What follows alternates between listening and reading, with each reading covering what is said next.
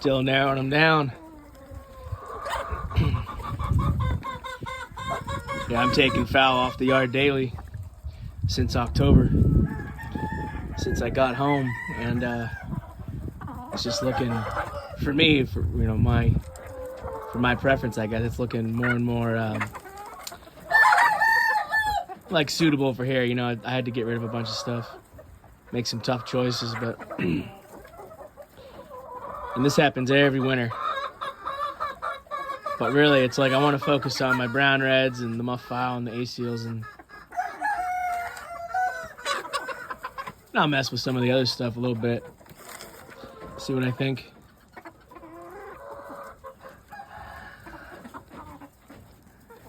But yeah, winter is rough on them. It's been damn cold.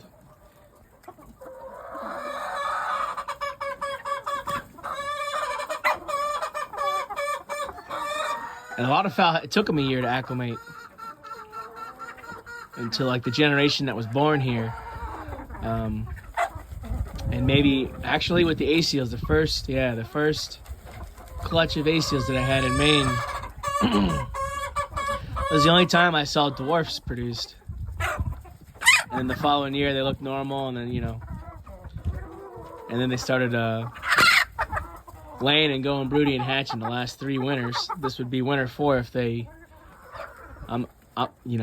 hopefully they don't, but it's not convenient at all.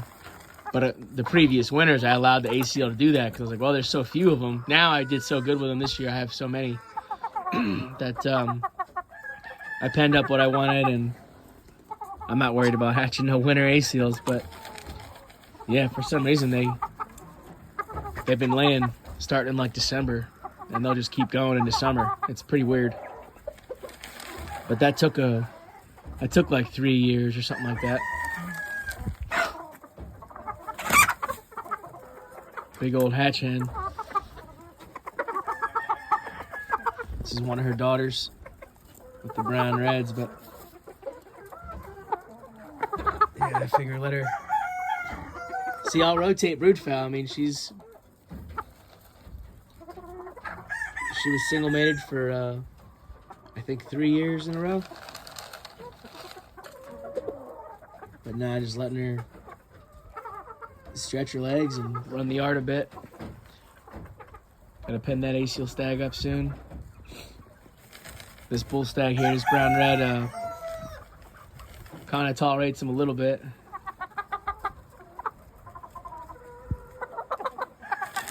Yeah, I figured I'd just share kind of what the yard looks like, and then some of them are in the barn. And the nice thing about that, when it's real cold, at my place they break up into 2 camps. And so what I can do, I can rotate a young A-seal stag, particularly an A-seal. They seem to stick around in the barn in the winter. I don't have to worry about this guy he don't go to the barn for some reason. And if you know the individual and their like patterns or whatever, for whatever reason, these 2 stags don't go over into the barn. So now I can have an A-seal stag run around. He's younger than that A-seal, let's say. And I rotate them out, and they just kind of hang out with the hens in the barn and get a little bit of confidence and stretch their legs a little. But in the wintertime, yeah, they break up into camps. And if I were to pen this guy up, this guy would buck up real quick, but it would probably take him like another month of being on his own. A-seals take a while to mature. But yeah. Just wanted to share some of the fowl in the yard. Winter's not easy, but helps me with selection, that's for sure. Makes things real simple.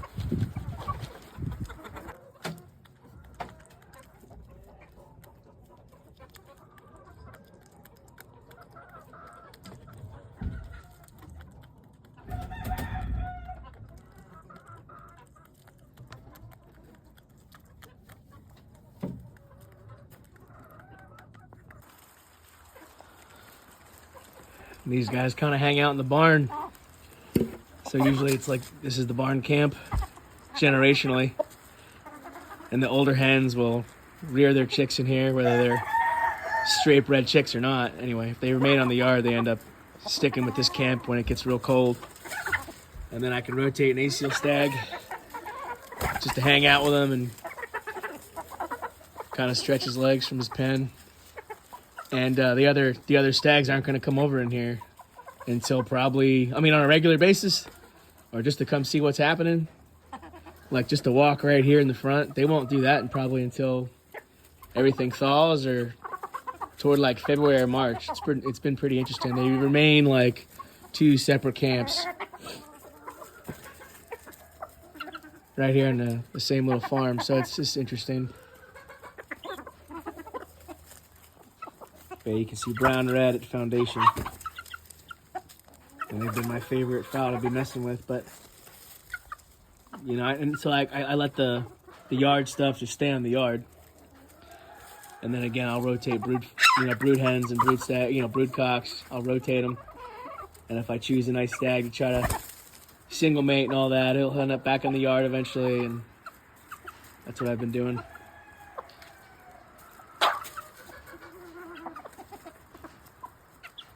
Got a couple hatch blends here. Some brown reds. That one's like she's got a little bit of hatch blood, that one there with the top knot, but her sire's that blue-legged red quill, the toppy muff. This is a large hatch blend. This little dark hen right here. She's real big.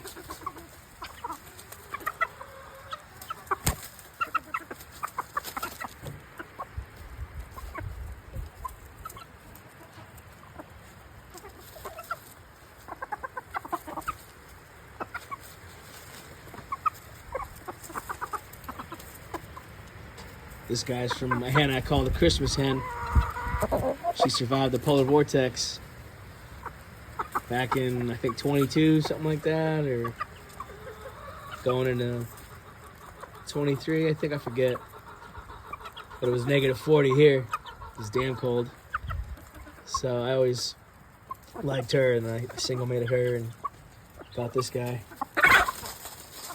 He's got a lot of growing up to do, though. A lot of maturing. He's just a baby.